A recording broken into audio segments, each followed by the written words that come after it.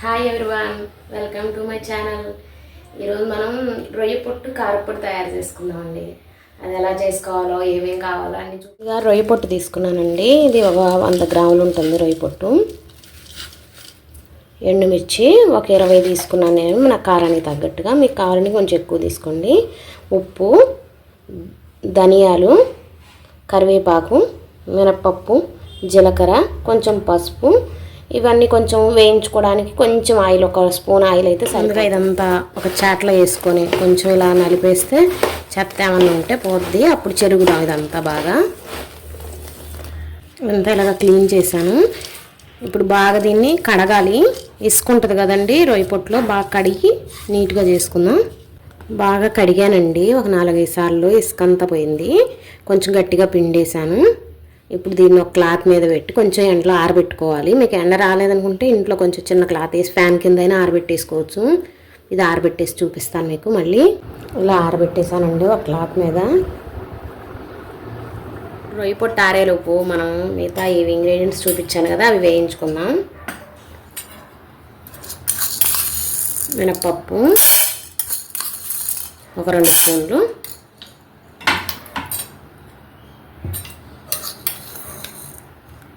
జీలకర్ర ఒక 2 స్పూన్లు వేసుకుందాం, ధనియాలు,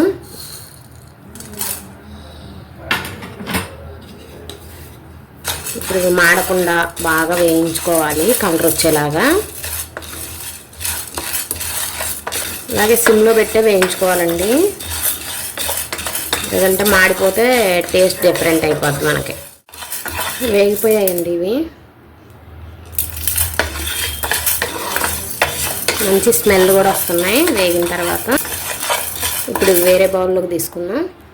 కరివేపాకు వేసుకుందాం. కరివేపాకు కూడా బాగా డ్రై అయిపోవాలి.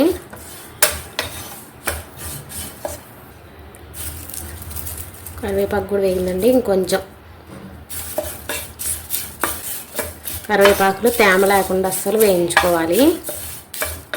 కరివేపాకు వేగిపోయిందండి. ఇది చూసారా, పొడి చేస్తే ఇలా పొడి అయిపోతుంది. దీన్ని కూడా తీసి వేరే బౌల్లో వేసుకుందాం. మిర్చి కూడా వేసి వేయించుకుందాం. ఆయిల్ వేసుకుందాం 1 స్పూను.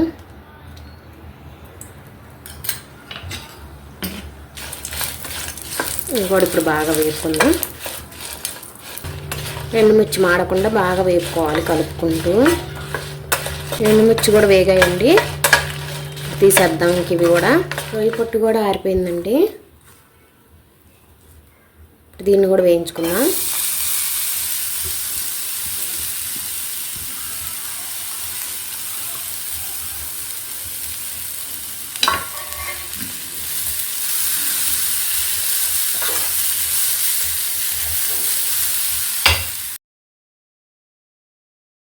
బాగా పొడి పొడిలాడేలాగా వేయించుకోవాలి.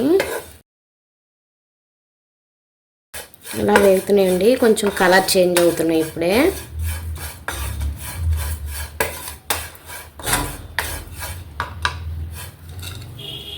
ఇంకా కొంచెం వేగాలి.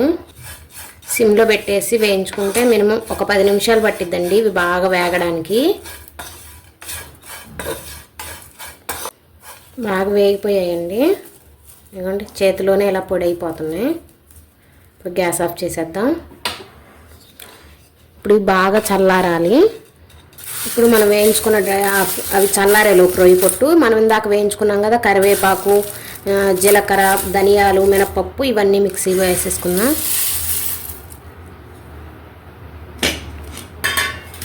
ఎండుమిర్చి,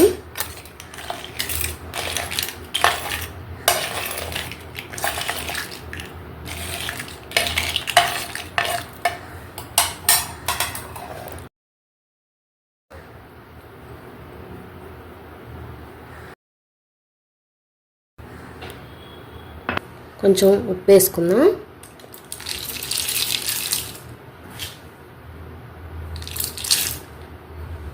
ఇప్పుడు మెత్తగా పొడి చేసుకుందాం. మెత్తగా పొడి అయిపోయింది.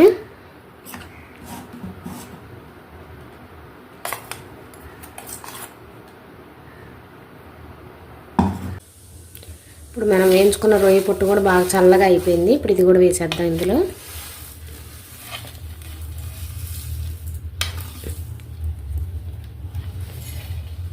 రొయ్య పొట్టు కూడా వేసాను. ఇది కూడా మిక్సీ పట్టేసాను మెత్తగా. ఇప్పుడు వెల్లుల్లిపాయలు వేసుకుందాం. వెల్లుల్లిపాయలు కూడా మెత్తగా మిక్సీ పట్టుకుందాం. ఇప్పుడు వెల్లుల్లిపాయలు కూడా వేసి పట్టేసానండి బాగా. ఇప్పుడు దీన్ని ఒక డబ్బాలో వేసి స్టోర్ చేసుకుందాం.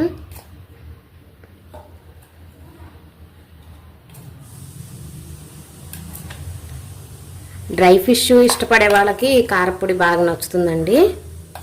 రొయ్య పొట్టు కారపొడి.